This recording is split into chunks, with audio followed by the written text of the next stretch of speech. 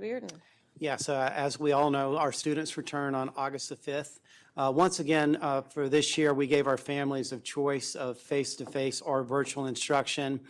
Over 95% of our families have chosen to come back for face-to-face, and we're excited to see many of our students return. Unfortunately, as we all know, the virus has not been eradicated. However, even with the highly contagious Delta variant, cases in our community still remain very low. As of 3 p.m. this afternoon, there were 46 cases per 100,000 residents in Forsyth County, so 0.046% of our population currently has the virus. As of today, masks will be optional for students and all staff in all areas. Unless directed otherwise by the Department of Health or the Governor's Office, we are not planning on contact tracing at the beginning of the school year. We are also not planning on quarantining healthy children. However, and I want this to be crystal clear, we do not have final instructions as of this evening. We have not heard final instructions from the Department of Health. Once we do, obviously we'll make that information public, and we will do whatever we're mandated to do. However, if we have a choice, we will use our local data to inform our decision making.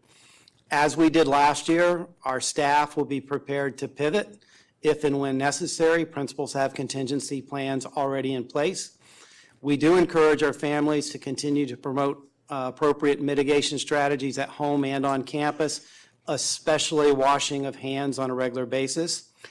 We will continue to keep our schools very clean, very well maintained, and appropriately stocked with cleaning supplies. We have ample supplies on hand. Our air quality system will be monitored continuously to ensure air quality that exceeds industry standards. I receive daily data on COVID cases and weekly data on vaccinations in our community. As of yesterday, only about 50% of vaccine-eligible citizens in our community have been vaccinated. I think it was 49-point-something% have received 2 doses. I met with Lynn Jackson from Northside Forsyth Hospital last week. Lynn informed me that more than 95% of all hospitalized COVID patients have been unvaccinated. More than 95% who have been hospitalized are unvaccinated. And I just share that information with our community. I want to thank this board and our entire Forsyth County community, our parents, our staff, last year for being so patient, so supportive, so flexible, adaptable. I feel like we managed that situation very well considering the hand that was dealt us. I think our teachers performed heroically and our students continue to perform at a very high level. So as of today, July 20th, we plan to start the 21-22 school year with normal operations. But as always, local data will drive any future decisions around mitigation strategies, potential contact tracing, and potential quarantines. And again, once we get that final information from the Department of Health, we'll put that information on our website, make sure we get it to our schools so we can inform our parents if we are going to have to do contact tracing and quarantining of healthy students. I will tell you, and the board knows this, last year we quarantined thousands of students throughout the course of the year, and we tracked that data. Very, very few of those kids, less than 1% of those kids, ended up being diagnosed with COVID. So what we learned from that experience, and again, I don't have any criticism about being forced to mandate to quarantine students at the beginning of the pandemic, because we know what we were dealing with. But after a year of collecting data, I think we can make an argument that quarantining healthy students is not an appropriate mitigation strategy. And I hope we are not mandated to do that again.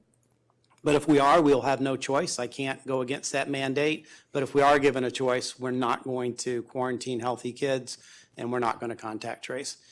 Mask will be optional for students and staff in all areas, again, as we sit here today. Could that change a week from now? Yes, because we get that data every single day. Are we prepared to adapt if we have to? Yes.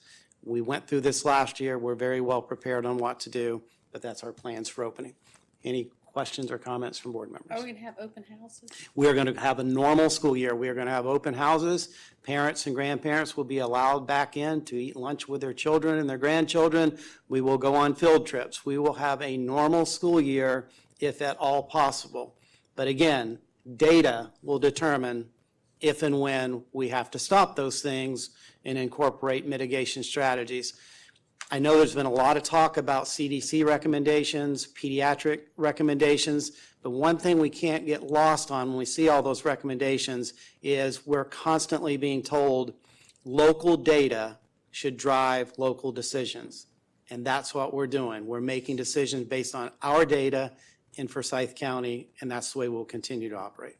Any other questions or comments? I would just say we're going to need the help of the parents and the students, that if they are sick or if they're being tested for COVID, that they need to stay home until they know that they're better. And that was the other challenge that we had most often, of having to quarantine children that were not sick. So if your child's sick, Please leave them at home. leave Please them, keep them at home. especially if they're being tested for COVID. Stay home until you have those results. That's always been a problem. Yes, that is true. Or flu or whatever. All right, points of information, Doctor. Anything else? That's it.